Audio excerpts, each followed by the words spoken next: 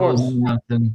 Hello, everyone, and welcome to this episode of Cerberus at The Improv. I'm your co-host, Payman Ascari. I'm completely unprepared, and apologies for the delays. It was all my fault. My co-host, Timothy Knight, how are you doing? Patiently waiting for you because it's all your fault. But you're not bitter. It makes me happy because I have someone else to blame. Isn't that the nature of the beast? You can also blame me for the poor lighting and camera work. So there you go. You got a twofer. After all the hassle you give me for having good lighting, you go and do this. Yeah, I got to admit, your lighting looks really good.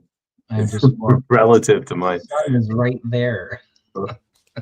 Just wait till it starts. He's the sunshine of your life. I hope not. Andre, how are you doing, Mr. Milosh? I'm fine. Tim, you're switching to the liberal?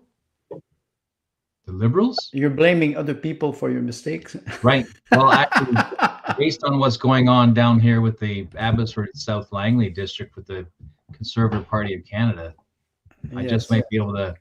They're basically liberal light, so. Liberal lights, like, well, will we have the liberal effect, like the Bud Light effect? I actually had a friend of mine make an AI artwork of Pierre Polivier in a red T-shirt holding a Bud Light can, only it said red light, not Bud Light. No. So. Transgender Pierre Polivier? It's not good enough quality. Transgender means what? You switch side of the house? Yeah. Tim, why don't we start there? What's going on in Abbotsford? Same old. Nothing to see here. Move along. Next topic, please. The Electoral District Association for the Conservative Party of Canada has been prepping to fill their candidate slot for the new, redistributed boundaries for federal elections for Abbotsford and South Langley. So over the past year or so, a variety of names have been popping up in the media, everything from ex-British Columbia money laundering aficionado Mike de Jong, who jumped out of the Liberal Party and tried to move into the Federal Conservative Party. And the Conservative Party eventually said, no, don't think we want you. And then the EDA itself had two or three that it had more or less been working with, one specifically that they'd been grooming to take that new position when the time came, because the previous district, Abbotsford, which was represented by a Conservative Party MP, Ed Fast, who's been in the seat 24 years and is now retiring. They've been prepping for people to take, the candidate positions here. What ends up happening is, rather than the EDA enjoying, the authority of its function and is looking for candidates in that region, developing those candidates, bringing them to their constituents, and bringing the nominee up to national headquarters. National headquarters said, no, we want this one. The proverbial parachuting in. And installed him with a busload of votes. That's the modus operandi of during the nomination election. That's the modus operandi of the Bolshevik. Yeah. If you read Mikhail Bulgakov, and he's a very famous writer, but he was talking a lot about how the Bolshevik were parachuting somebody without any consultation and especially without competence or knowledge. Sorry to interrupt. I can appreciate the national headquarters making a move like that where an electoral district does not have a functioning association or a struggling association. So I can appreciate the need for a party to do something like that. But the Abbotsford electoral district is that me or is that you? I would never have a fruity ringtone like that. That's not me. Is it me? No, that's me. That's an association that is capable and functioning to do its own manage its own function should be permitted to do that. And the Electoral District Association for the Conservative Party of Canada in Abbotsford and that part of the Fraser Valley is very robust and remarkably capable, right? So as such, right, I'm sorry. It's Freedom Conference. David says it's peace is calling. so as such, they are well equipped, right? EdFast has been the MP for Abbotsford for 24 years. That association is mature, capable, organized, well equipped to do the job. So it's a remarkable surprise when the headquarters installs a man of their choosing into an association like Abbotsford. And what I find most surprising is none of the neighboring associations are speaking about it. Certainly not publicly. And none of the MPs, and there are 7 Conservative MPs in the Fraser Valley, none of them are speaking about it publicly. So it's an interesting scenario, because while CPC headquarters, or the national voice and the leadership in Ottawa and in Parliament, is saying, we are all for protecting and defending democratic process and respecting the rule of law. This is a very obvious example that the degree of respect they have for due process and rule of law is an entirely subjective statement. I'll go ahead, Andre, and then I'll jump in. You're talking about the rule of law and the respect of Canadian Constitution. I just want to remind you that the Parliament is prorogued, and the Liberal parachuted Carney in the seat of Prime Minister without any. So you think they just imitate the top of the pyramid? Yeah, they just imitate if you are the top of the pyramid and you're a criminal, people will start to imitate you. Yeah. So if the governing party of the government is getting away with it, then that opens opportunity for the other parties to copy that in their own fashion. I interviewed Carrie Simpson, as she's following the BC Conservatives. They're doing the exact same thing. Headquarters for the BC Conservative Party is parachuting candidates in. And I asked her if it was because there's like a defect in the Constitution and they just need to fix it, or whether it's the evil inherent in man. And it took me a couple times to ask her that question directly. She's like, it's man, it's the nature of man, and you have to be vigilant always. Yeah.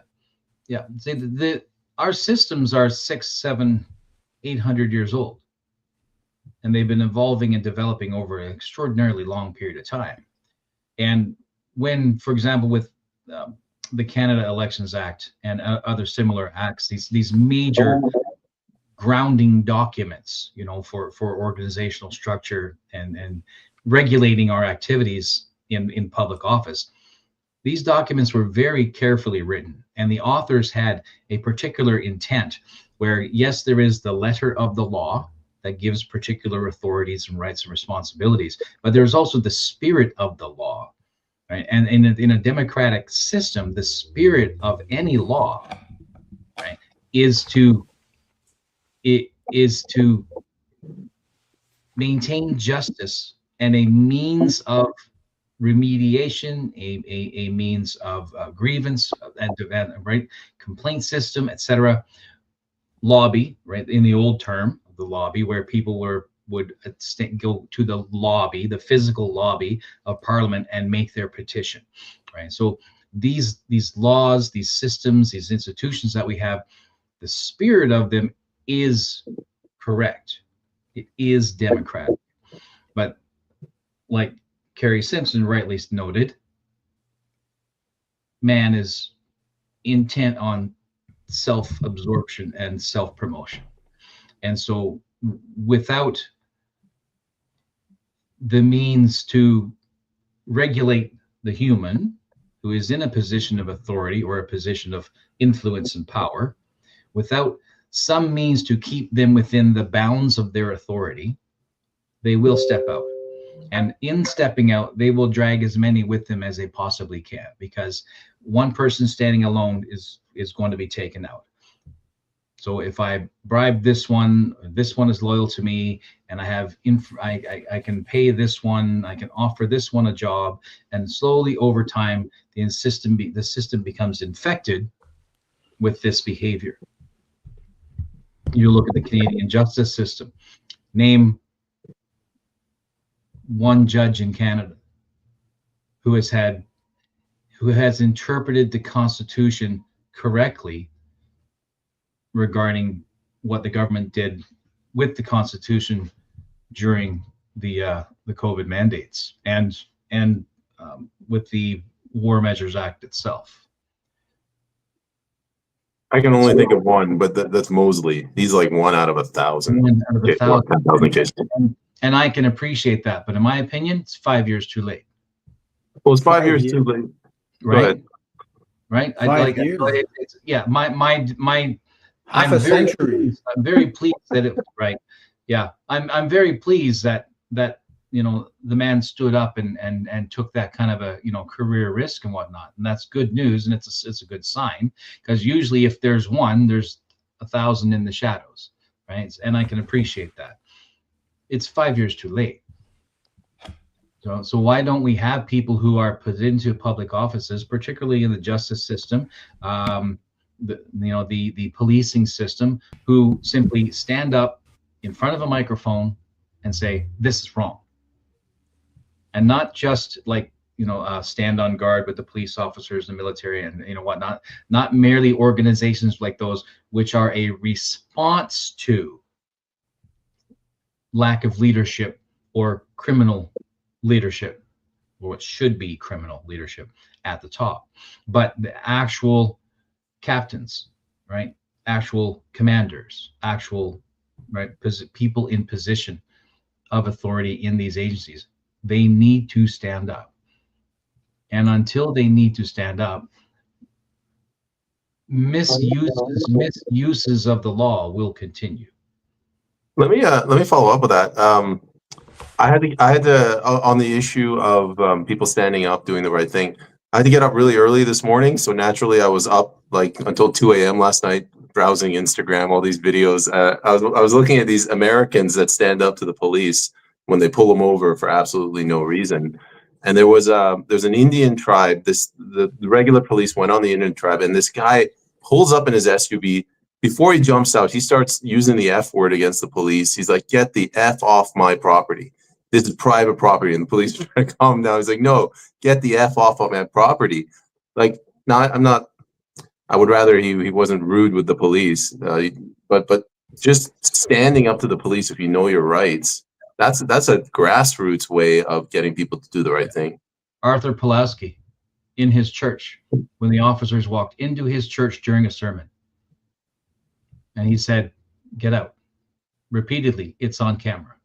He was filmed while doing it and told them, get off our property. Do you know the whole story, Andre? Just to jump in, do you know the whole story about that? He told me they came into his church and they said, "Come on out, you're under arrest." And the congregation in the church is like, "No, we won't let you in. You want to come in, you have to force your way through us." And the police waited. That's why they took him on the highway. They waited for him to get out of the church.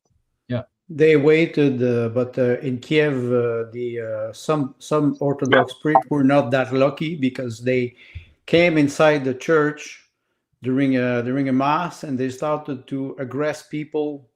So you can understand what, it's very nice to have democratic rules or concepts, but we're not in democracy anymore. We have to acknowledge that today all the system is infected, like Tim said.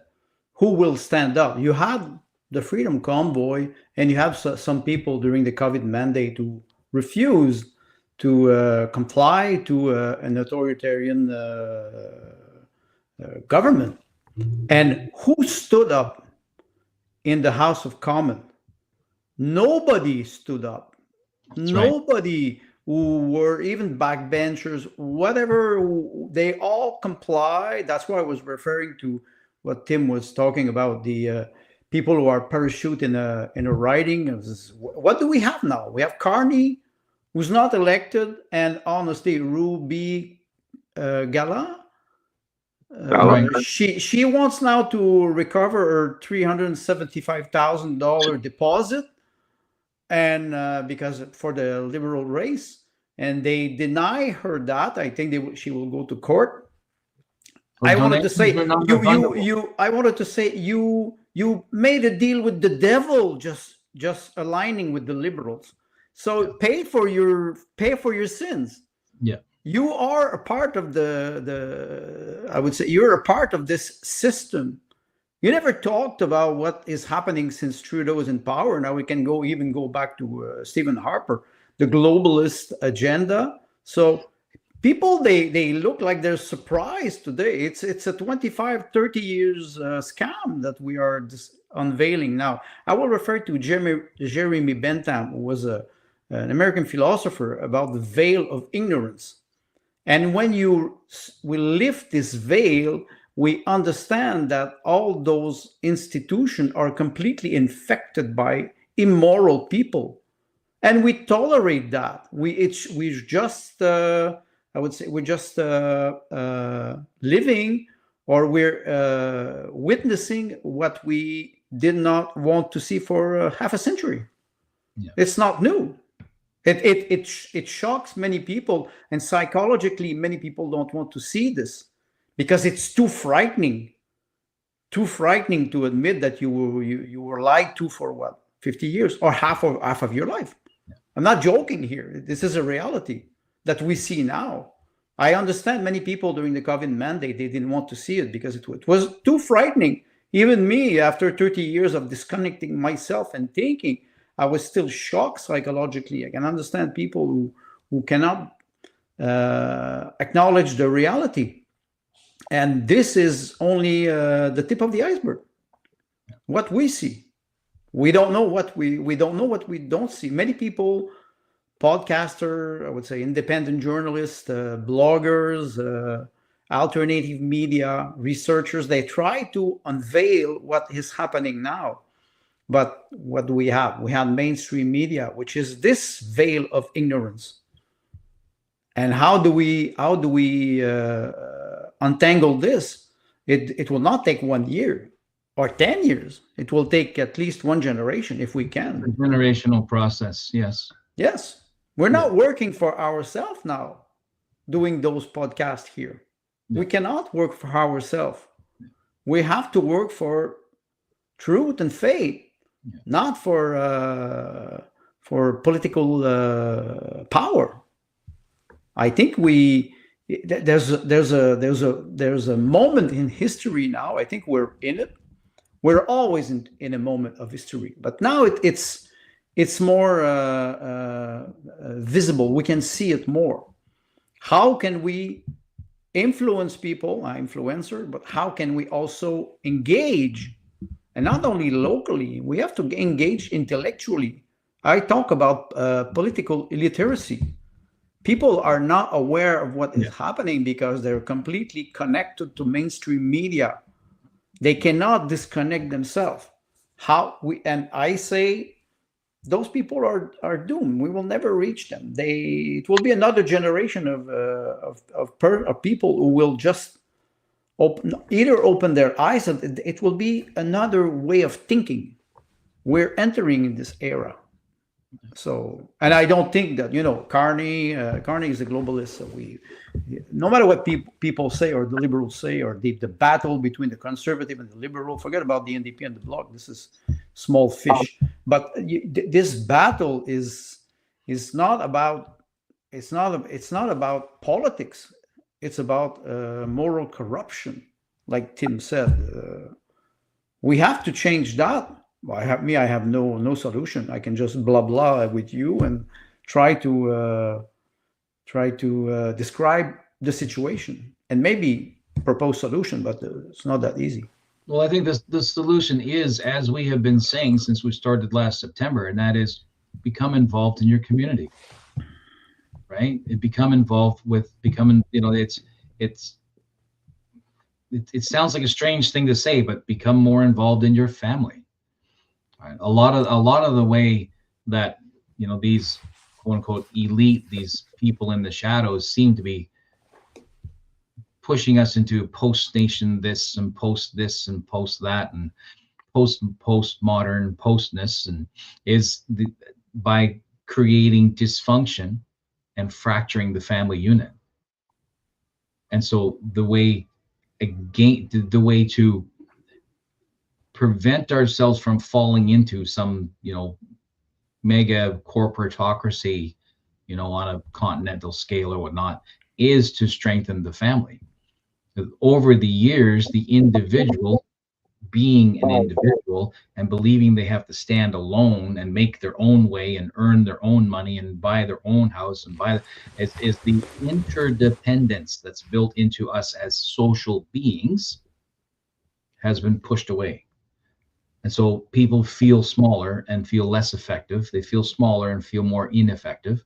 And then it becomes really easier for the psychological battle to repress and oppress that individual, so that you're sitting in the rooms with a family of 5 or 7 or 20 people, and you're all on your phones. You're talking about Muslim family, because a Christian family, you don't have 20 people in the room. You have one child, or 4, if you're lucky, 2. Right, two dogs, and 2 dogs and 3 cats, 4 cats, right? A budgie bird, a fish tank with 4 dead fish in it, right?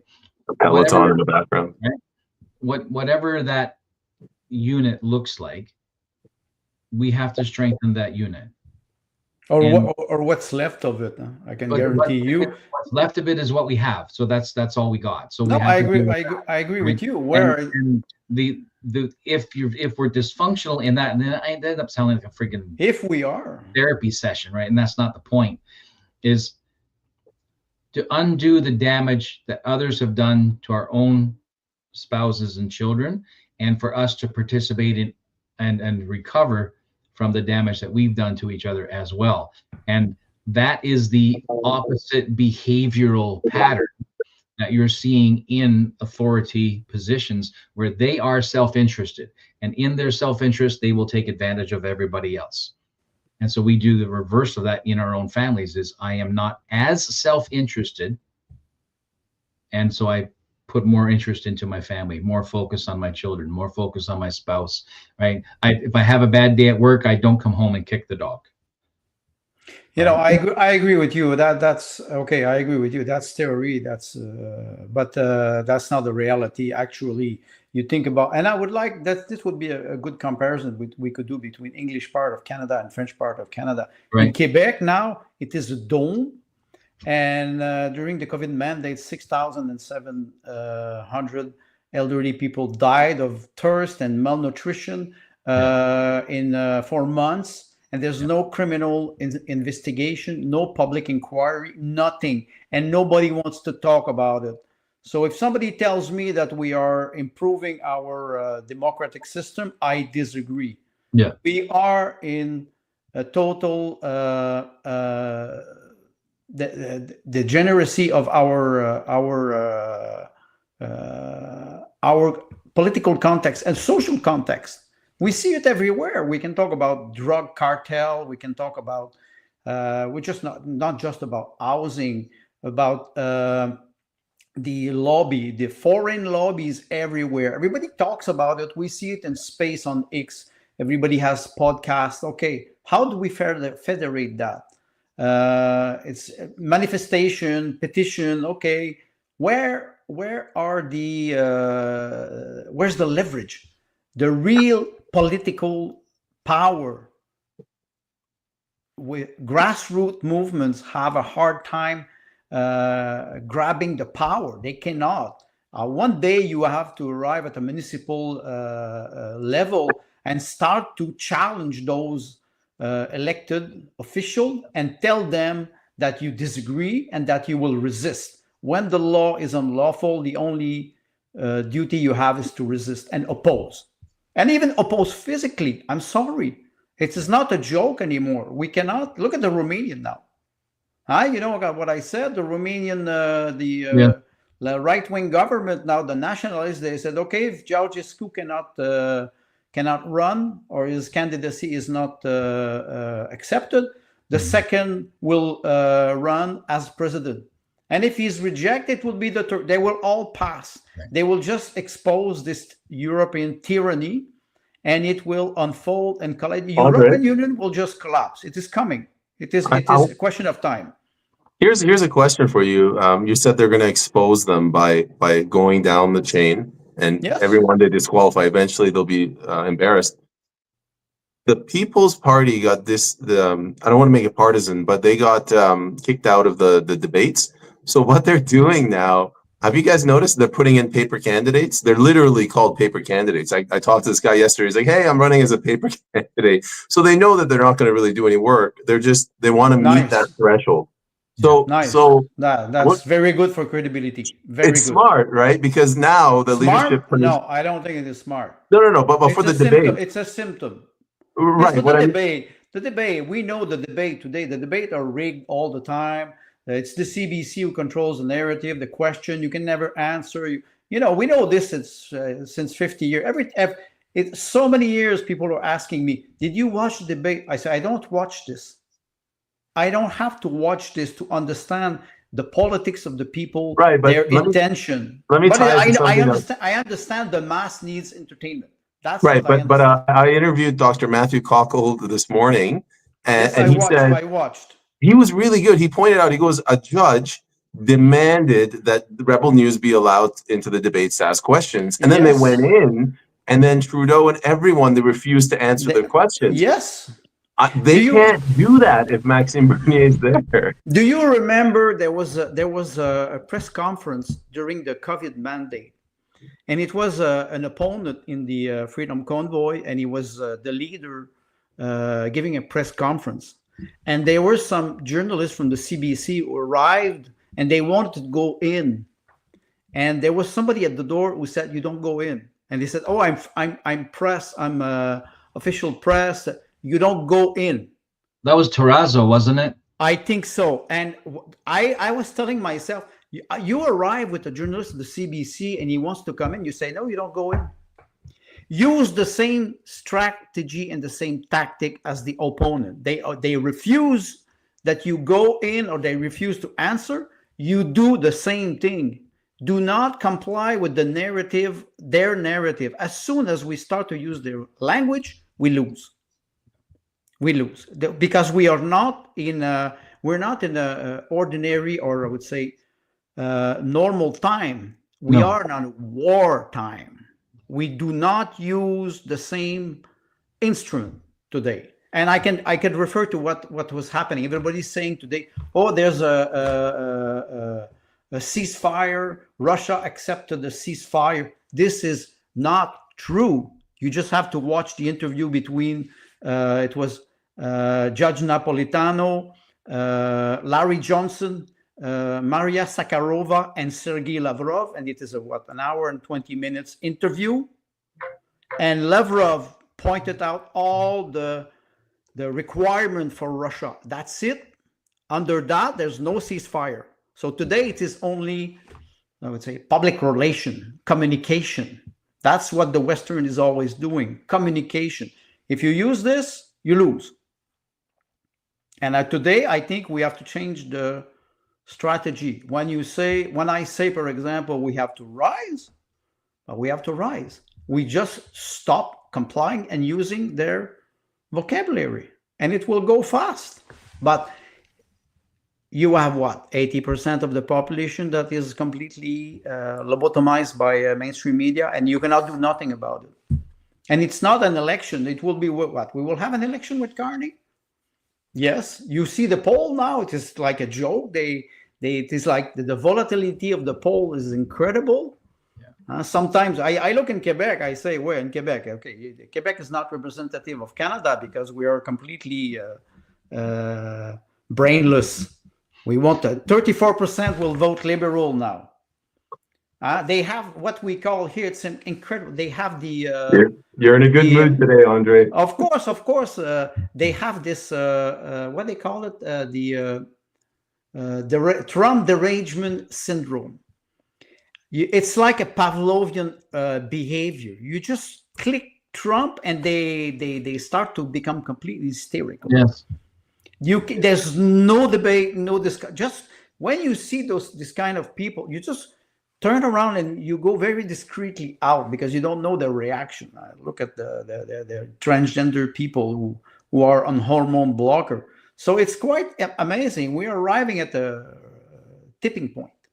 I think we passed this tipping point. In 2005, everybody was saying, "Oh, with fossil fuel, we arrive at the peak oil, and the oil will decline." First of all, it's not fossil, and it's not peak oil because we can drill, like we say, drill, baby, drill.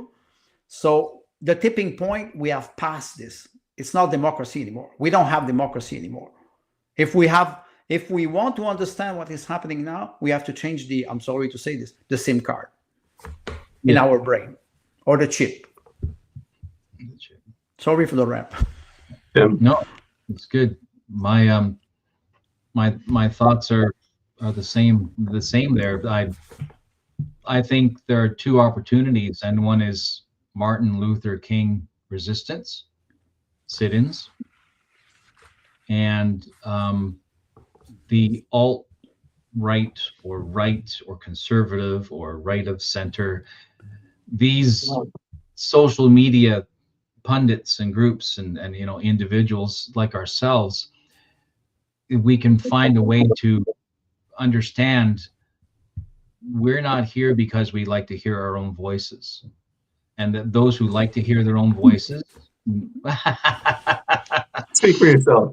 Right? It's that if we feel that there is a prophetic or evangelical message that we need to deliver to the people, a gospel of sorts, a wake-up call, whatever you want, a clarion call, let's use non-Christian language, or the clarion call, that people need to pay attention, and they see the signs, but maybe the public doesn't understand what the sign means, right? So individuals like us across the online spectrum who are saying things similar to what we're doing, it would be useful if they stepped away from developing a cult of their own personality and making it about them, and reaching across the spectrum in the same way, Payman, that you yourself have about 150 quality interviews in the can on your show, and you're not saying this is about me. You're not touting your ideas. You're not describing your manifesto. You're taking people of public interest and historical value and putting them in front of a microphone. You're giving them the ability to tell their story, to share their view. What we did with Arnold Heino last week, right? Taking people of significant value who are physically doing something, put them in front of a microphone, give them the opportunity to speak their mind, and then people like ourselves who are observant of history and observant of psychology, observant of government process, observant of the law, we can ask pointed questions to unpack and reveal different things that are in that person's story. And you've been doing that for some time now. So we find more people doing things online in the manner that you are doing, we'll start making progress, because the voices that are doing things of value need to be put in front of the public, not just in Ontario or not just in Calgary or not just but they need a national, even an international voice. So persons like ourselves participating in this media in this fashion have a very real opportunity to promote and to raise that awareness. One of the things I like about our particular show is that we have a multifaceted approach to looking at a particular topic. We are interested in the historical relevance. We're interested in the psychology. We're interested in the legal ramifications. We're interested in, the business of the whole thing. And so we can add these things of value to the topics that we discuss.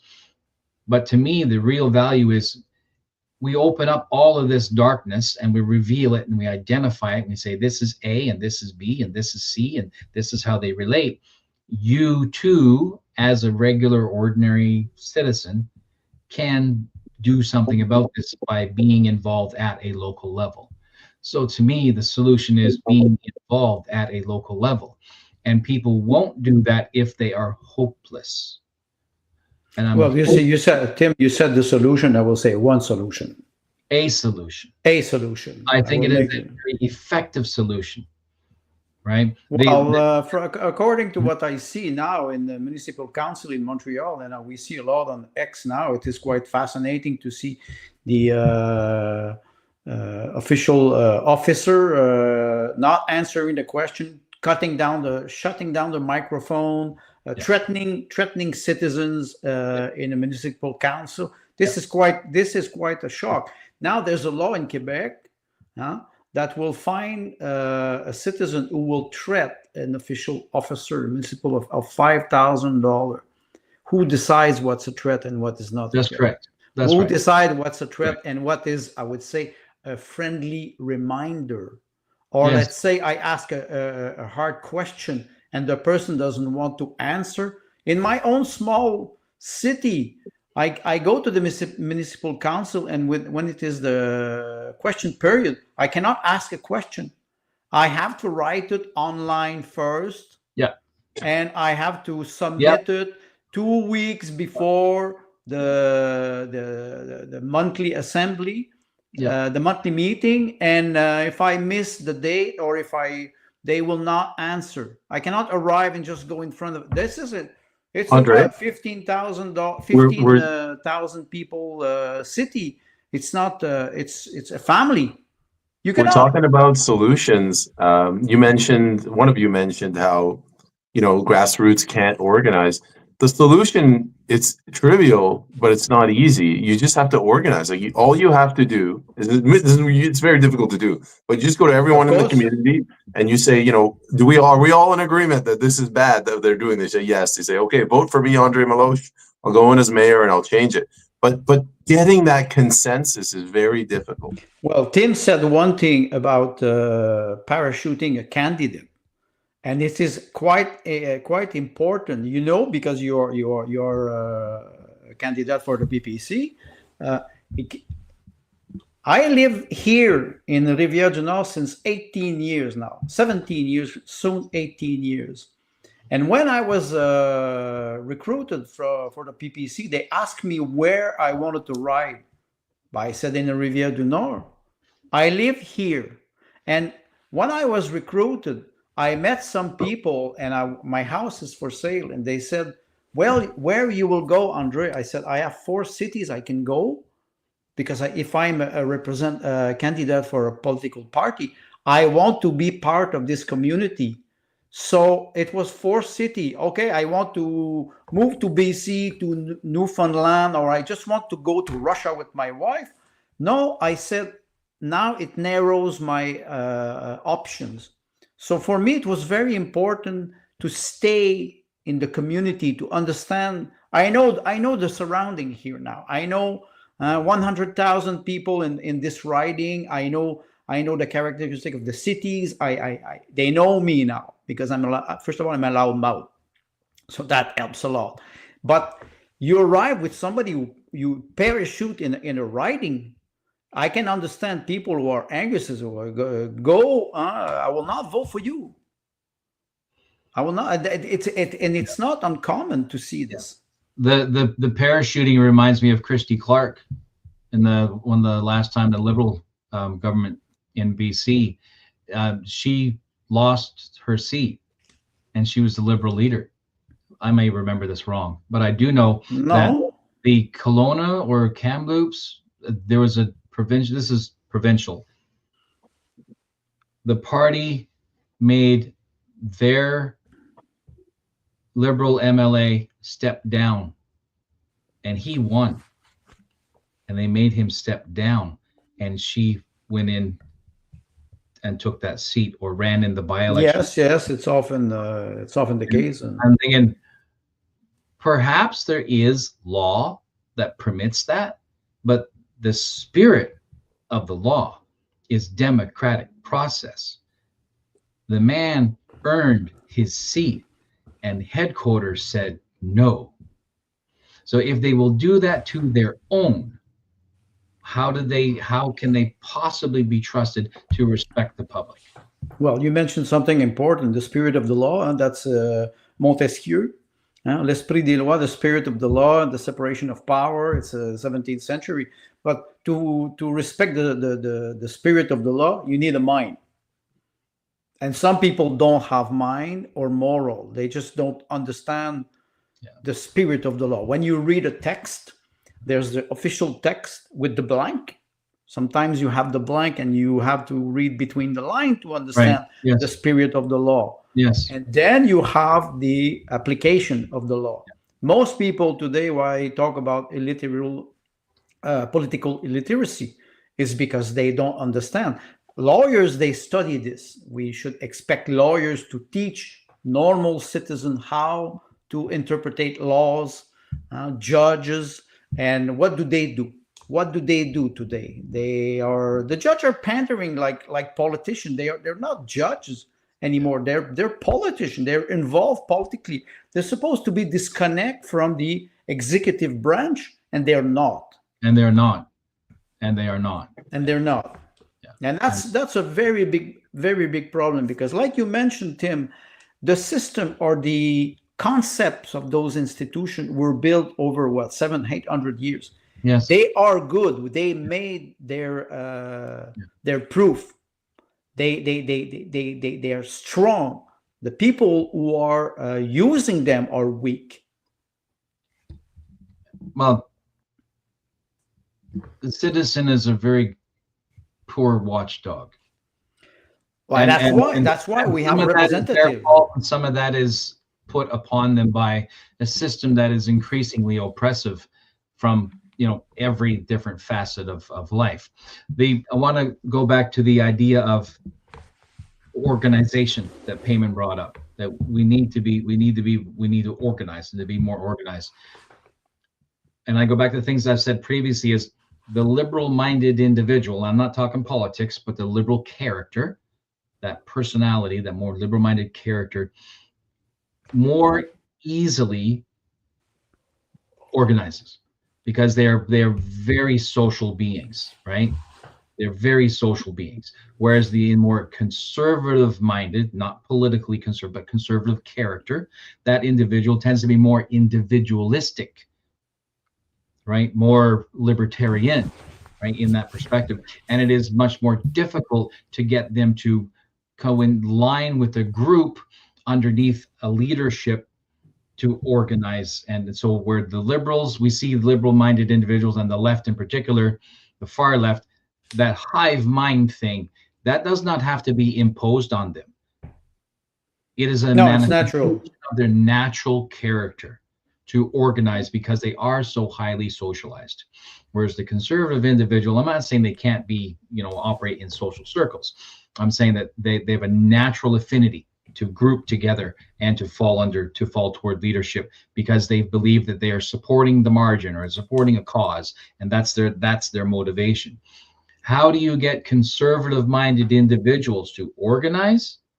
You have to think about tribal activity. So you think about it at tribal level, and a tribal level starts with the family.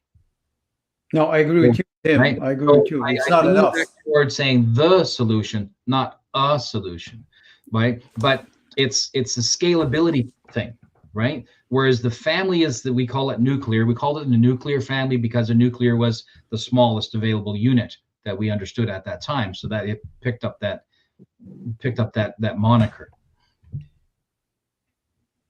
Tribalism is the way forward, and I don't mean that in some National Geographic right? I mean it in that people who are bonded by name and by blood and by shared causes, right? Shared history, shared physical, shared geography, shared employment, shared hobbies, et cetera, et cetera, et cetera. These are elements that identify a tribe. And if you are right, but in a normal situation, conservative people will be, let's take farmers, they will all be on their farm, they will have their firearm, they defend their cattle, they garden, they help each other, but it's, hi neighbor, you're 5 kilometers away from me, if you need me I can go. Yes. But if you don't need me, leave me alone. It's the same thing. We are, and that is, I have to interrupt, and it is. But what happens when Bob's wife falls sick? I'm not even talking about everybody, every farmer around them, their whole unit moves in to provide assistance and elevate, right, and provide support to that family. The father is sick and he can't run the combine, and so everybody goes over and offers the help, because it is a tribe. Yes, in a very conservative way, they all turn into little islands, right, throughout the year. Yes, but Tim, that's what I say. That's a normal situation. When you are in peace. In a wartime, those people will be strong individually, and you will need a war strategy to mobilize them, and they will be easily mobilized because they're used to order, they're used to be independent, sovereign. And that's why I say in liberal times or in ordinary times, liberal have the tendency to seize the power. In the wartime, it will be conservative, people who will defend values. And that's why if we change the perception of what we have now, the message should be different. The message toward people saying, wait a second, it's an invasion, but from the inside, the government now and all the bureaucracy are the enemies of the people. They are the enemies of the people. Poilievre is not my friend, and he's not even an opponent. He's my enemy, and this is quite different. If I say this openly, if I say this publicly, and not even on X or whatever, YouTube, Rumble. No, if I say it publicly, when I talk to my butcher or when I talk to the person who works at the supermarket, when I start to talk like this, I change the perception of people. People, they will disagree with me. You cannot talk like that. Oh, you want to censor me? I'm a writer. You want to censor a writer? Yeah. Wow, good luck. You will have a hard time. Of course, they could say, did you ever publish something? I will say, I cannot. Because I'm already censored since 32 years. So it doesn't affect me anymore. But a family, a father who loses his job because he didn't want to take the jab, which is not a vaccine, and he loses his job, or his bank account is frozen, or his family reject him, or whatever colleague. This is not democracy. We do not live in democracy.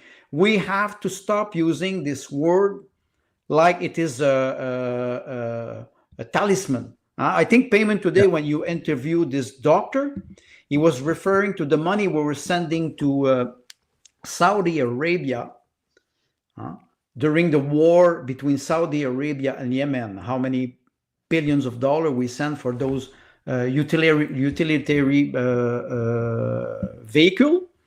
And we, as Canadian, we send money to sponsor a war outside of Canada.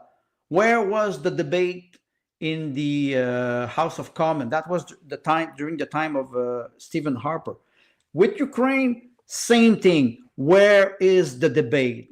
There is no debate. And that's why when you refer to Maxime Bernier and the debate, I laugh. There is no national debate. This is entertainment. It's part of this political entertainment. And that's why people do not take seriously politicians today. They cannot trust them. I was thinking about you, Andre, when I was interviewing Dr. Cockle. He said, these events that are happening, he was talking about Carney. He's like, this is a blow to democracy. I'm like, if Andre was here, he would say, no, it's a coup d'etat. It's a coup d'etat. It's a coup d'etat. And if you start to use, I'm not a war specialist or I'm not a military specialist, but when you start to name the enemy, or you start to name you pinpoint the situation. Many people, they use the term, and Gilbert, I forgot his name. We had a podcast like last week, and he was talking about post modernism. Why do we use the word post after? Because we did not find a proper word to define the era that we. The historians have not agreed on a name for the period yet. Exactly, and this is where it's difficult. Can you imagine when you really understand what is happening in your mind? Sigmund Freud is referring to what we call it's like the enlightenment in your head. Somebody tells you a joke, and after 3-4 minutes, you catch the joke and you start to laugh, and it's like in your brain, it's become more light. It's the same thing when your conscience works. You finally understand the problem, and you say why it was so easy and why I didn't see it, because you are not ready to see it. Psychologically, morally, economically, some people will never want to see it because they're afraid to lose their position in society. That's difficult. We are in very difficult time now, and like payment, you mentioned it with this doctor. How do we get out of this? The commitment we do by doing those podcasts and exchanging is because we want to challenge our ideas. If we don't do this, we stay, like Tim, you mentioned it about bloggers and many influencers, we stay in an echo chamber. That's the danger. And maybe the fact that payment, you're a candidate, that you go locally and you go meet people. You get out of this comfort zone and you challenge. And sometimes it's like, you mentioned it many times, it's not always easy because some people, they don't want to talk about it. We have to get out of those echo chambers, like Perhaps you mentioned. Fall into the trap of thinking that our little online silos and our online associations and our online echo chambers, we tend to think that that's the war zone. That's not. But the war zone is outside that window.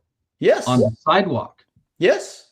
Right. Where you have, like, I go 2 doors down, and the bench on my downtown street, which is right beside the local like a local community police detachment, we'll have needles under the bench, and it's sitting distance from the local police community police detachment door. I'm a Montrealer. It's been 17 years. I live up north. I practically don't go to Montreal anymore. The Montreal Metro has become a shooting site. Right.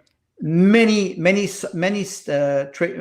stations, they are now at the level of violence is growing. I'm pretty sure it's the same thing in Vancouver, same thing in Toronto. Those big city when you concentrate a lot of people, promiscuity. So I don't see it here, right? Because I'm in a small city outside of Montreal, and honestly I don't go anymore. I don't. It's a danger. It's a war zone.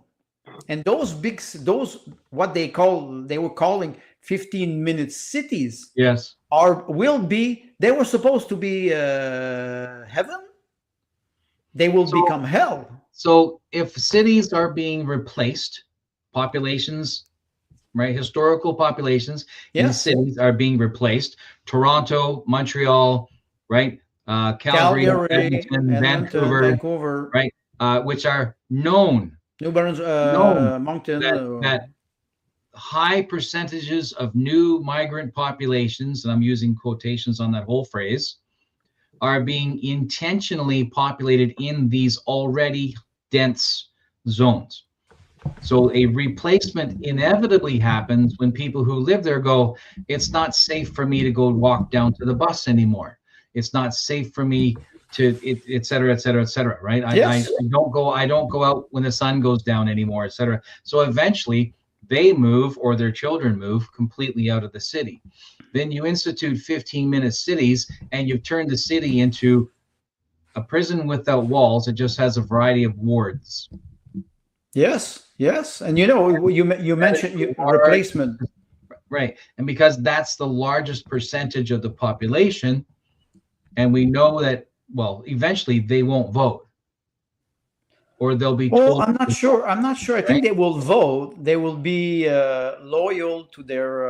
So they'll be loyal to whoever signs their paycheck. They will be loyal to their sponsor. Now voting for. Let me give you my feedback for this. So when an immigrant comes in, first of all, they go where the work is. Like, they usually come in, they're educated, engineer, doctor, whatever, dentist. They're not going to go to some rural town, right? They're going to go in the big city. and the government loves this. And then when you're an immigrant, you don't rock the boat. Immigrants just don't get politically involved, and they just vote de facto for the party that most supports their, you use the word tribe, their creed, whatever, which is the Liberal Party.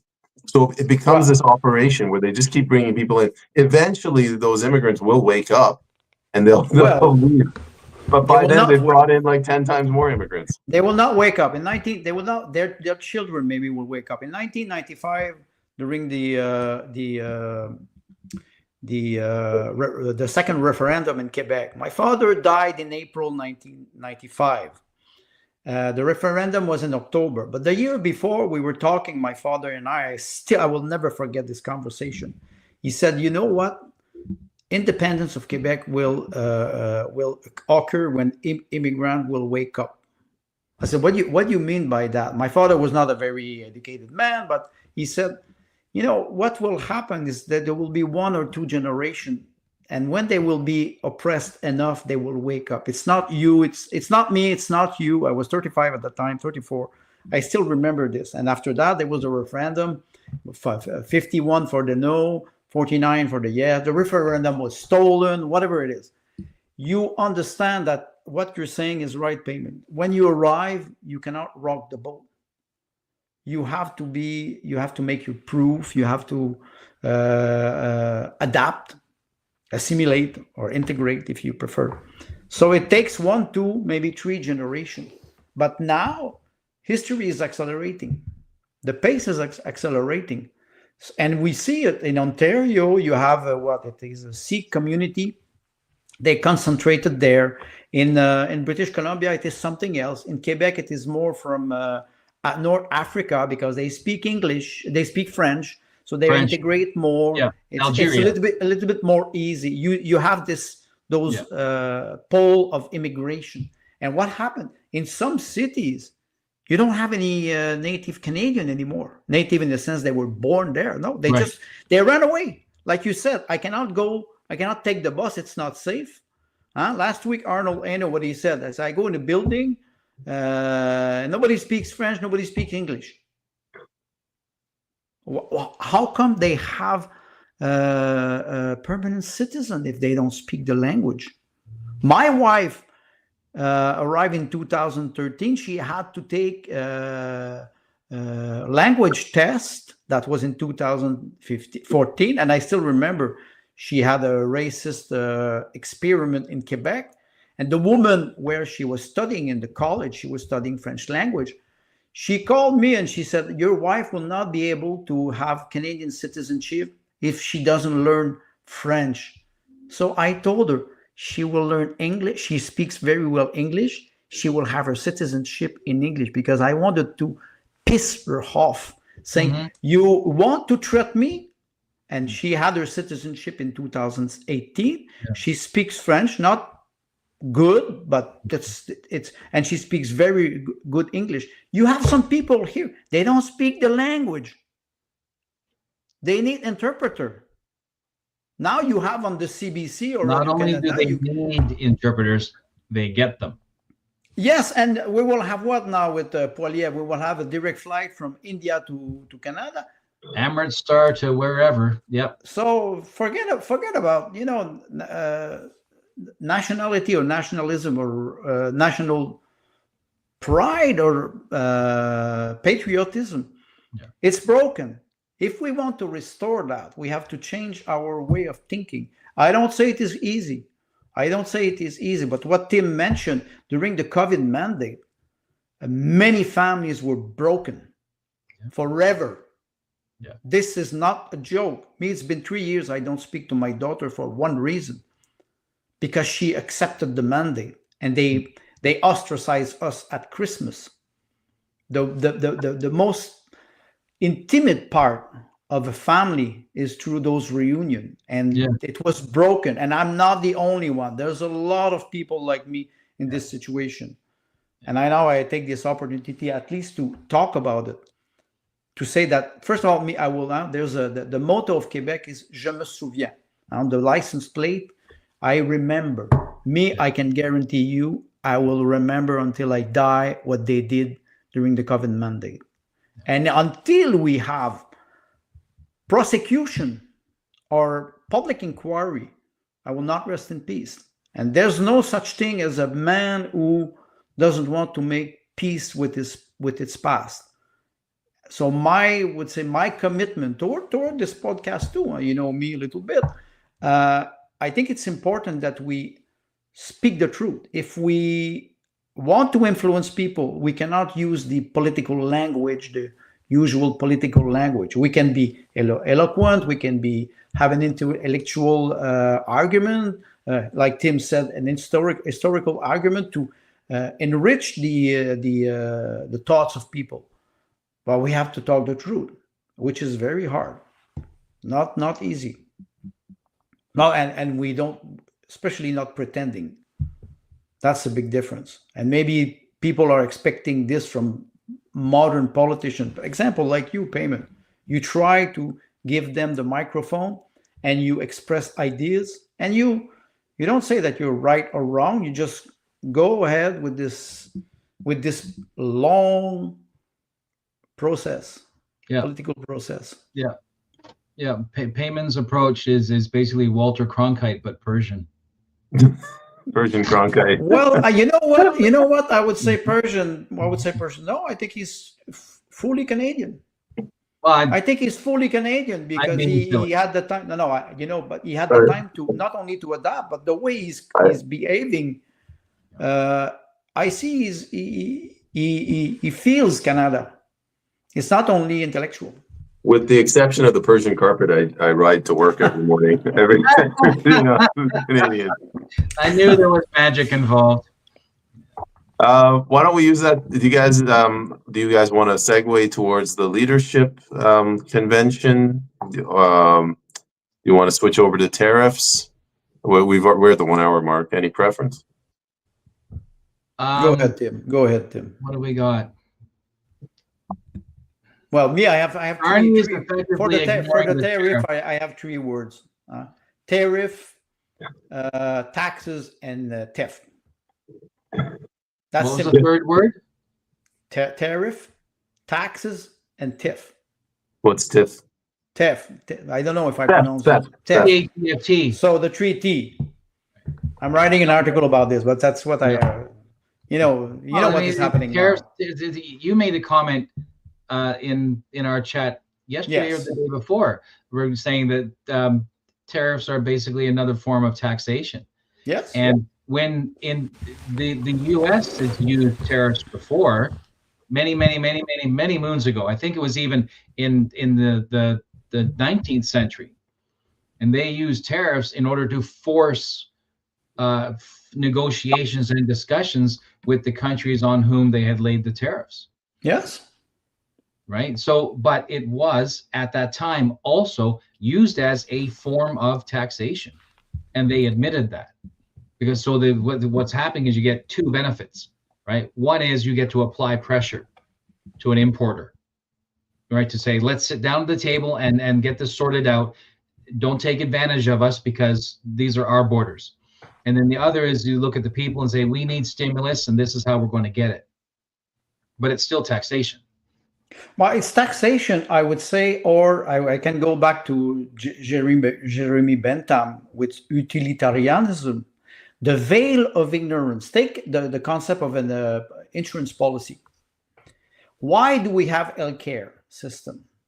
Because if you have cancer, the treatment are very expensive. Everybody accepts to pay, so you would be treated, and everybody expect that they will not have it. That's the type of what we call the veil of ignorance. We don't want to be sick, but we accept to put money in a system. So if somebody is sick, we will all pitch in and help. Insurance. It's insurance. It's an insurance. Okay. Jordan Peterson calls that bargaining with the future. Well, Peterson is a psychologist, so I don't always trust psychologists. But anyway, what I want to say, you talk about taxes or tariff, protectionism. We live in a global world now. So if we arrive and we say, I want to protect my border, I want to protect my citizen, Yes. I will impose taxes on import because I want a fair trading, a fair market on my land. And sometimes it becomes a war, economic war, because tariffs are used to protect. Usually, that could be a noble way to describe tariff. But today, it's PR, public relation, it's communication. Right. Look at how Trump reacts. One day I impose tariff, immediate effective immediately, and the next day it changes. And you have chicken without heads who remove the bottle, put back the bottle, put 25% of tariff on electricity, then they remove it, and they look like complete idiots because they react to the words instead of acting with a strategy. Taking your car, taking your plane, and going to Mar-a-Lago and sit down and talk to the orange man. But it's difficult because Trump also is a reality TV master. Yes. He can make people spin around his little finger just by talking. This is not diplomacy. It is not diplomacy. And it is not a way to behave when you are an adult. You can make jokes, but Andre, when it's time to be serious. You've mentioned this before, where you say, it's not that Trump is not a diplomat. He's not a diplomat. Yeah, but it's rubbing off on other people. The premier of Manitoba is the NDP premier. He came out and he did that same thing Trump does, where he signed an order in council. Yes. Banning alcohol, and he held it up like this. And I'm like, you SOB, you're destroying our lives, and you think you're being funny about it? My wife, she has a small expression when it is like this. She looks at me, says, cuckoo. Yeah. It is, they don't have, sometimes you say they don't know how to use their brain. They don't have the user's manual. They forgot it. They behave like teenagers. But the danger is that they are leading a province or a country. In these kinds of relationships at this level, particularly once you take it publicly to try to get the public on one side or the other, and somebody like the Manitoba premier, copycats as the air of sarcastic resistance, right? So he's trying to minimize the opponent, right? So he's trying to minimize the effect. We're saying, look, we can do that too. That is completely deflates any value he has as a strategist, because he's merely caught Saturday Night Live. Yeah. Yes. Right. So it's while he is aggressive and at times visually abusive, Trump is doing things that are to this century brand new. There's when I first got into business management, an old gentleman who he was from Czechoslovakia, and he was actually a college student in Prague during the uprising. So he would 1968. He would tell me some really amazing stories. But he said to me once in painfully broken English, he said, "The first one in the pool doesn't swim in the piss."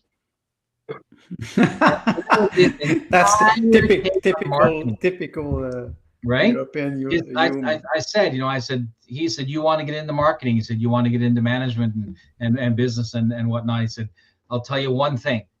And the only advice he ever gave me that I ever kept, that was, the first one in the pool doesn't swim in the piss.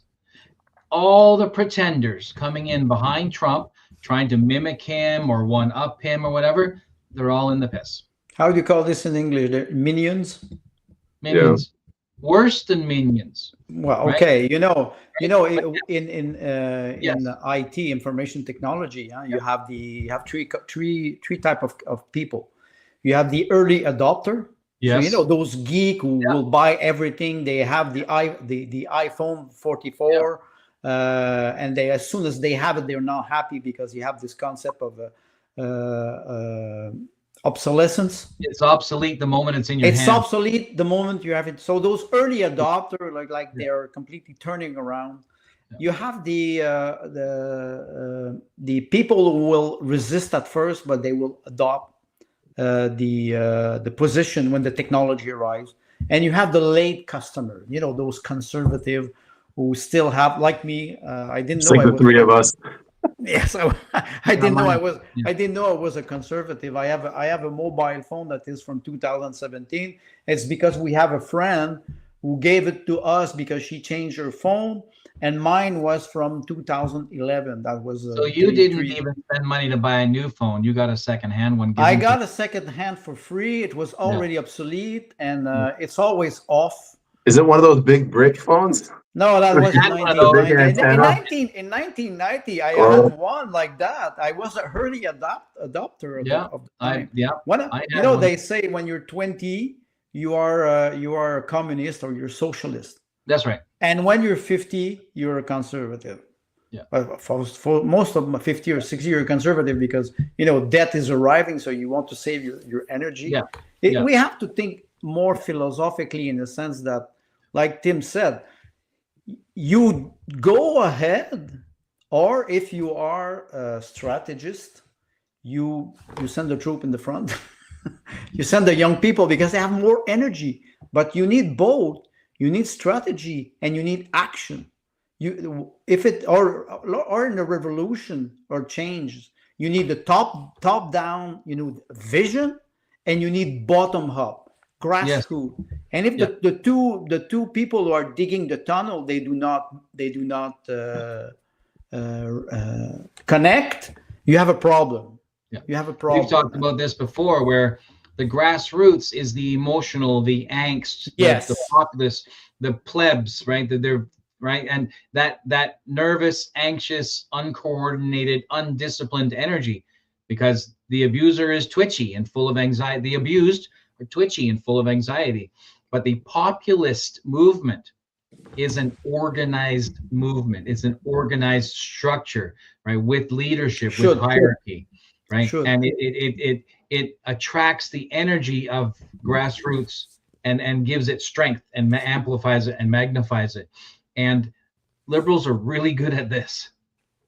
Well, I'm not sure that they have a strategy.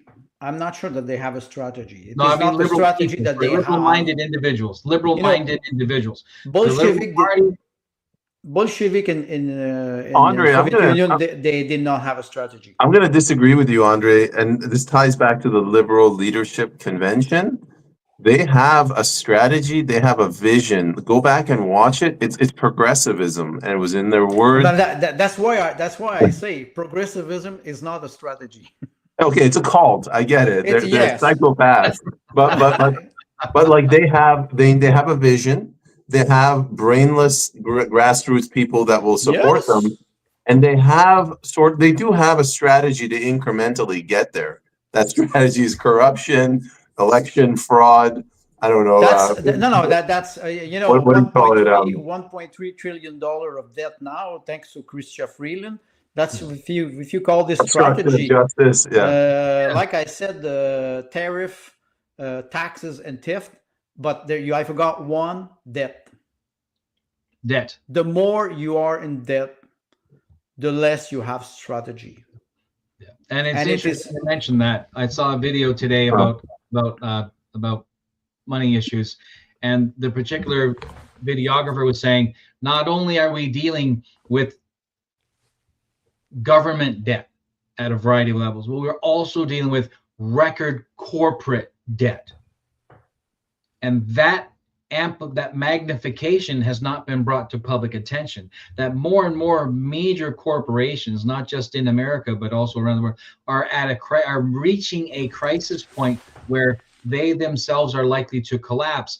And the government, which has been adding to the bubble of profit without profitability, that is nearing a point of collapse. Charles Gave, who's a French economist, is saying exactly what you're saying.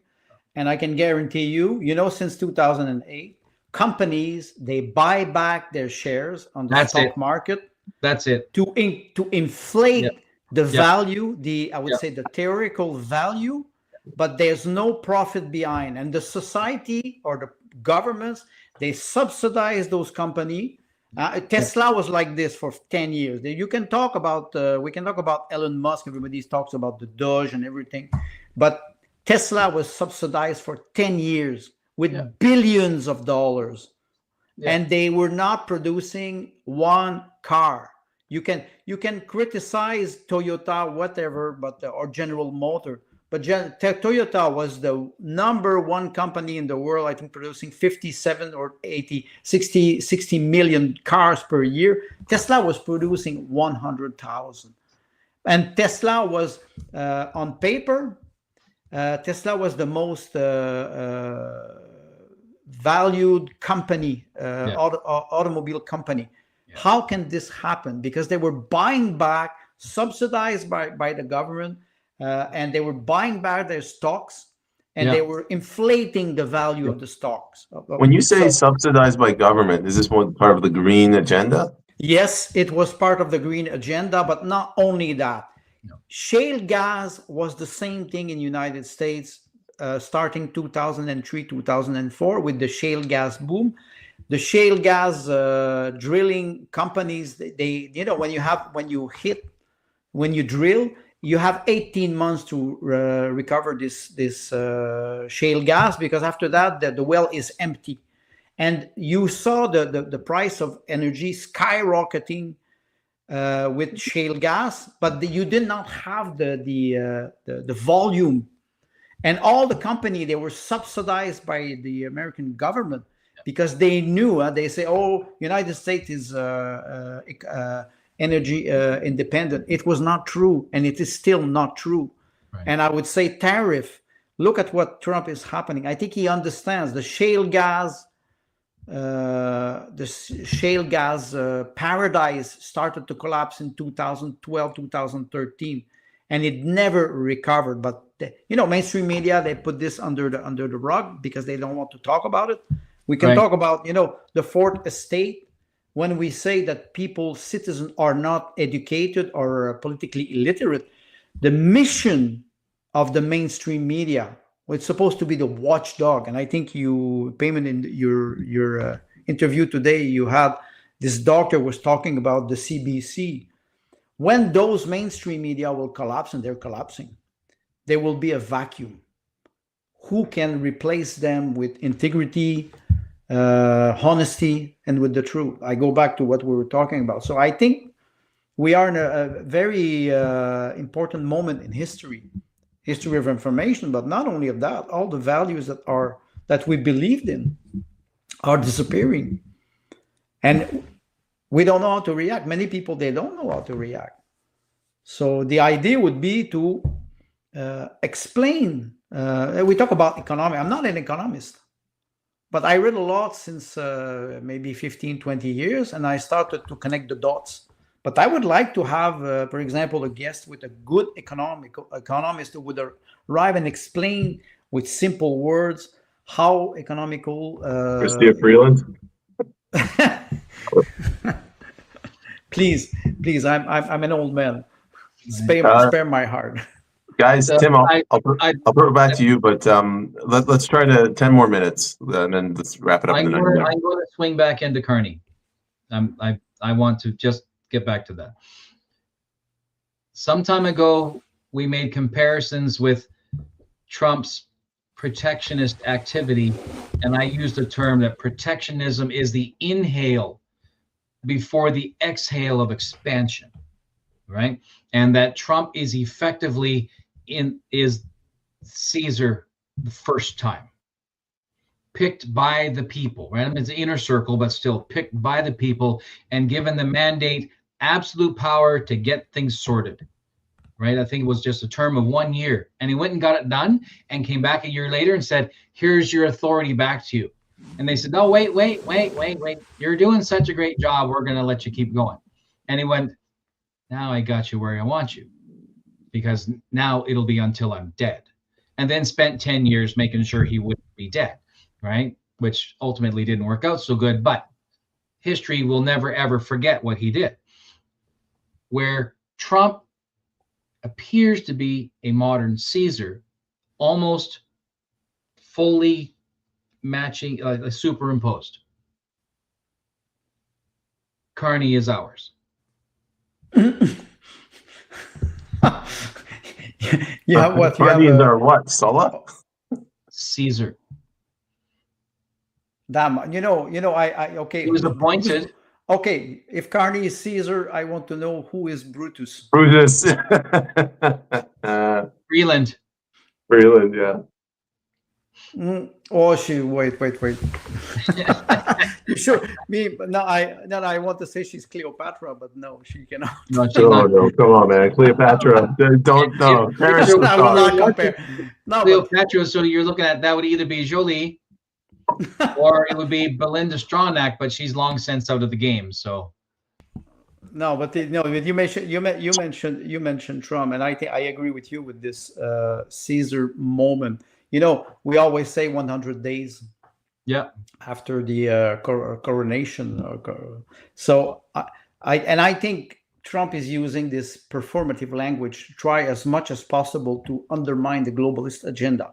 I don't say it will succeed. I say some of his policy will succeed, some will fail, some will take more time. Don't forget, I think you mentioned last week, the midterms. It goes very fast in politics. So immediately we have this situation where he's trying to solve many problems, not only for political reason, but for his legacy. How do we want to remember Donald Trump? If you want to talk about legacy and ties to the media, Gavin Newsom, he started his own podcast. Maybe it's because he wants to run in 2028, I guess it would be. And Steve Bannon has also said that he wants to run in 2028. So the people are thinking that far ahead. Yes, but Gavin Newsom, a psychiatric hospital, it doesn't work. They have internet in an asylum. I didn't know. Right. I didn't know. Trump is He's a lunatic, narcissistic lunatic. Trump is now receiving significant economic pushback from the EU and policy pushback. Is that not similar to FDR after the Second World War, when FDR said, listen, Europe, you got to get your shit sorted because we just bailed you out and nobody will deny it, right? We just saved your butts from the evil empire and we loaned all of our money to you. And now you're going to do what we want. And Europe, being as aristocratic as they are, looked down poshly at the American rebel and said, "Got it. Who do you think you are?" And the American rebel, being FDR, who just literally saved the world, I'm not ignoring with the help of Russia, of course. Right? I'm not ignoring Russia's contribution. No, Russia's contribution is equal to all of the allies combined. No, it's not equal. I'm sorry. 27 million people in the. Anyhow, moving on. Anyway,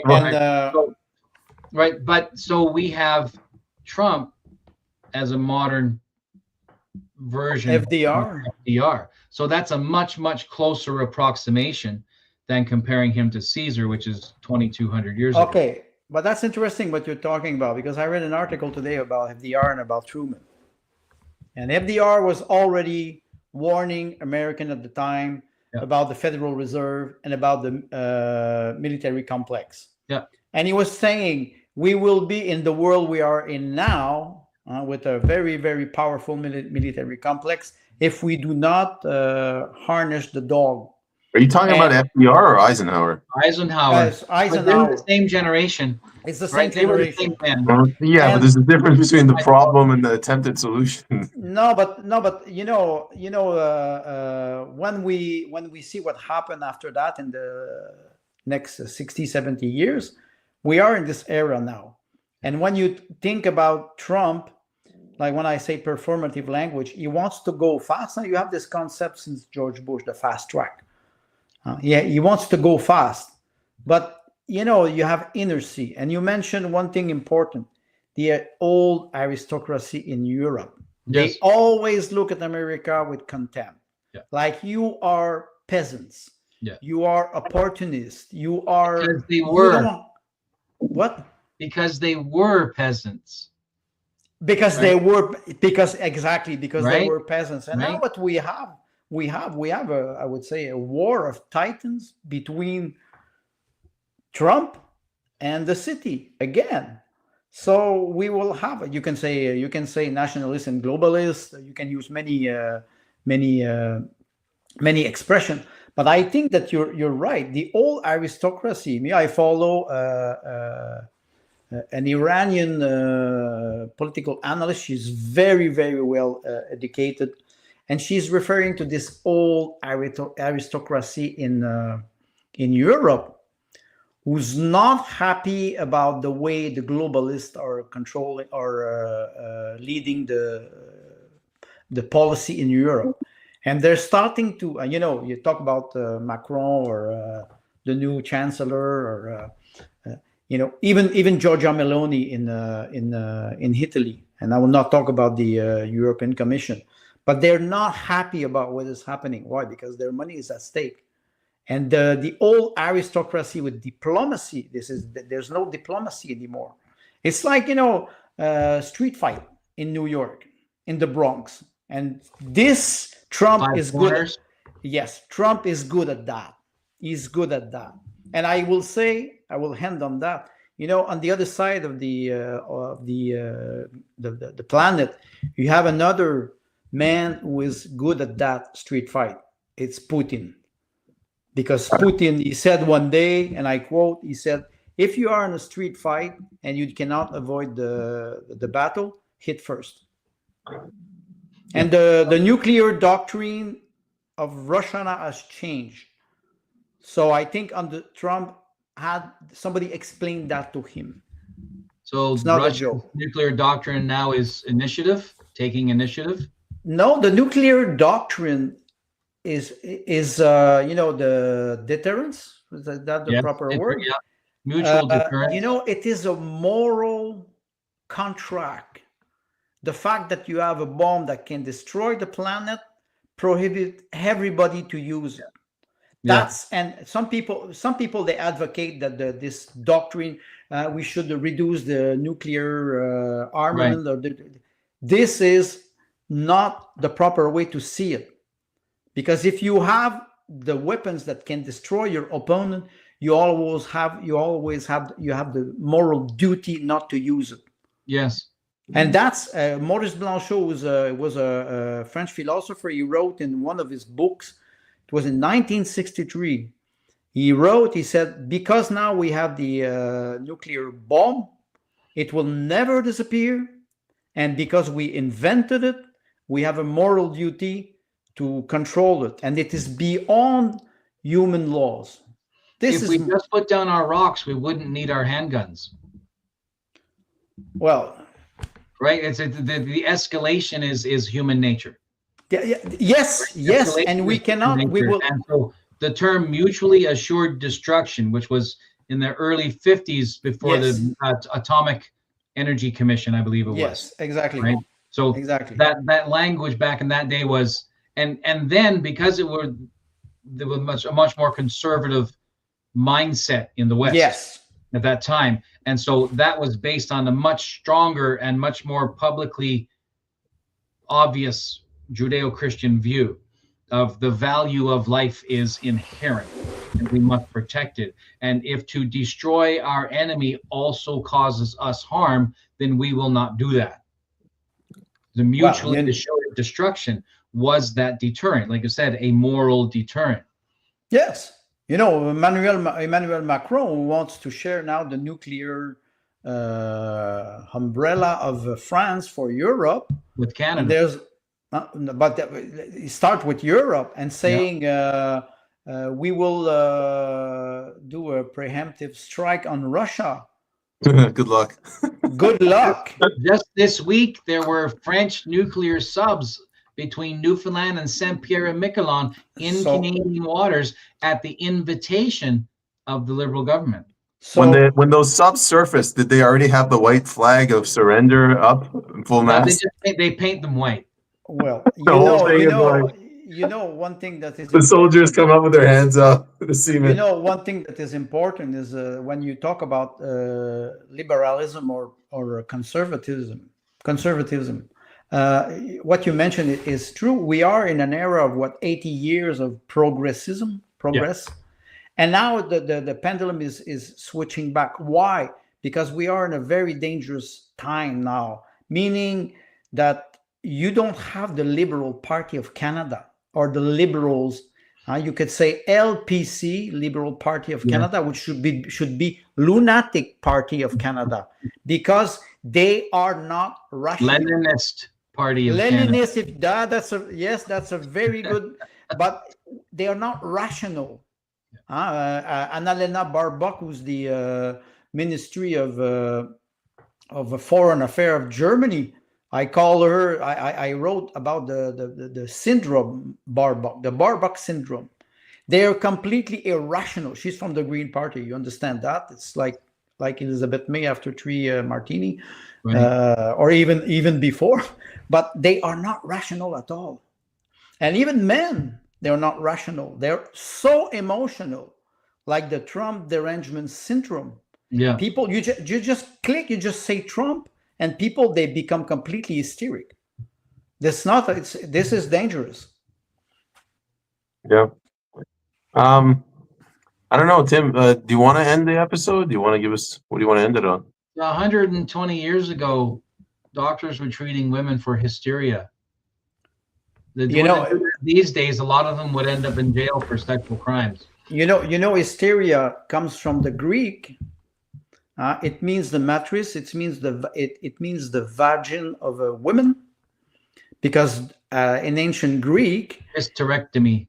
Hysterectomy, and it means they were thinking about vagin with teeth, and at the time, vagina dentata. Yes, exactly. Thank you for the expression. And Freud was using this hysteria, and during his psychoanalysis of people, strangely, they were all very wealthy women who were having hysteria. You did not have any woman from. I'm not gonna end the episode with teethed vagina. What's your point, Tim? Where are we going with it? But he's right. He's right. Back to the term of hysteria. So with the left being so easily triggered into an emotional state, yes, is a hysteria. And that hysteria that we're referring to in the late 1800s, which was an upper class emotional state brought on by largesse and comfort and boredom and not working with your fingers out in the garden. And it was an aristocratic social disorder. Yes, and it's important. And we are there today. We are there today. So that what these Tim is people at this level are doing the same thing without the therapy. What Tim is mentioning is very important, because hysteria in 1900, a woman arrives in the cabinet of Sigmund Freud, and she is paralyzed with the leg. They try. Freud was a neurologist, so at the time he was doing some tests. He said, "There's nothing wrong with your legs." So she was repressing something, and she was imitating a person who's disabled. Look at woke people today. Some people, they say, "Oh, a man had half of his hand amputated because he felt that he was a war amputee." Exactly. No, that's a fact. That's not. I'm not inventing this. So Tim is right. Hysteria, it is an imaginary disease. It disappeared from this diagnosis, psychological. That there's I forgot the name. The DSM-5. Yes. You know the DSM-5. It is a mental disorder. National Institute of Mental Health's manual. Thank you. Yeah. And in this, there's no. You don't see hysteria anymore. Now you call this bipolar or another mental, but it disappeared without any medication because it was here. And he's right. When it is here, you can manipulate people. And the left, you can manipulate them very, very easily. You just trigger their emotion and you will manipulate them and you will make them do whatever you want. That's more difficult with conservative people because they're more rational, they're more grounded, but like Tim said, it's more difficult to mobilize them.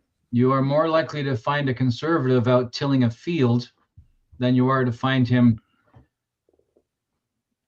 working as a barista in a Starbucks in downtown some city, because the personalities are also different. The character, sorry, I have to clarify. Character is what you are. Personality is who you are. And we wear different personalities based on our relationships and the needs in a contextual manner. And that's understood. But character, so you have eventually the rats eat each other. And they're more inclined to do that in the cities than they are out in the farmland.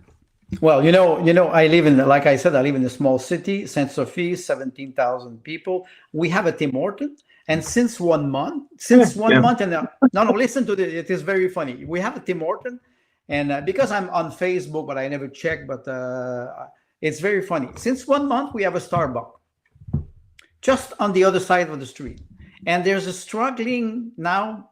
Leftist people in the small city that I live in, they struggle because they are angry about Tim Horton, right? Because Tim Horton is not hiring Canadian. They're subsidized by the government, so they try to boycott Tim Horton, and then they have Starbucks, who's an American company, and now they have to boycott Starbucks. And they don't know which one. Well, if they don't get their coffee, how are they going to ever survive?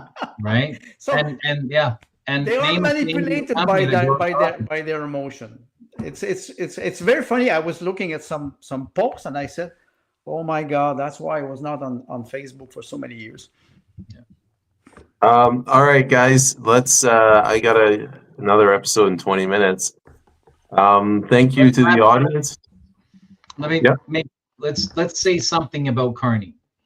Carney is probably going to avoid an election, like he's been saying he wants to avoid an election. So I don't think we're going to end up in a spring election. If he manages to calm the waves between himself and Trump, then we're not likely to see an election till next year. 2026. 2026. Lost their. The year is 2150. It is a dictatorship. The year is 2150. It sounds like the beginning of a Belisario TV show from the 80s. The year is 2150. If I was a betting man, and I'm not, I would say there's 100% chance that we're not going to have an election until. If you look at the poll, especially if you look at the ECOS polls, right? Now the Liberals will have a majority government. What's that? Is it the sinusoid, the alternating current thing where it goes like this? That's correct. That's the polling in Canada. Conservatives are up. Oh my God, they're down in 24 hours. But the propaganda or the psychological manipulation on stock market, you have the volatility index. Right. When the index is very high, it means that there's a lot of uncertainty and there's not a lot of trust. Yeah. So what we see now, because it's very volatile between, I think they have 12 or 13 polling agency, it's very volatile. I watch them every day because I find this very fascinating how they can manipulate and they try to influence people. I wonder if over time you could see what you could group them together and then parse them out and find out which ones of them have relationships with each other and using the same data. Yes, good statisticians should do that. They should do that, and they should be able to extract a data that is reliable. It's not happening because they're in competition between each other or their sponsor or influence. Yeah. So it's the graph you put out today for us had the PPC listed at 3%. Plus or minus 4%. This is, you cannot 1% going to an alternate dimension. Negative. You cannot. Yeah, going to an alternate dimension, right? Are you kidding me? Yes. All right, guys. Good episode. Thank you to the audience, and we'll see you guys next week. Thank you. Have a good night. Good night. Oh crap! Too many pop-ups. I'm